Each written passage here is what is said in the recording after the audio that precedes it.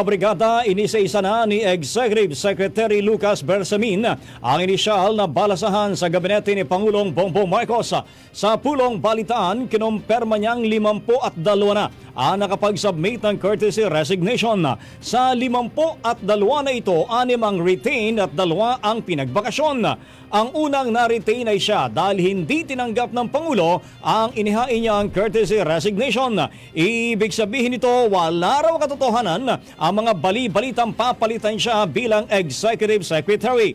Samantala, kinumpirma rin ni Bersamin na mananatili ang economic team ng administrasyon kabilang na sina DTI Secretary Cristina Aldiguer Roque, DOF Secretary Ralph Recto, DepEd Secretary Arsenio Balisacan, DBM Secretary Amena Pangandaman at Special Assistant to the President for Investment and Economic Affairs Secretary Frederick Go.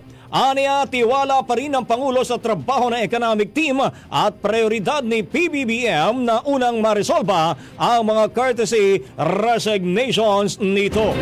Ang bahaging ito ay hatid sa atin ng DriveMax Herbal Capsule. Lalaking angat, tumatagal.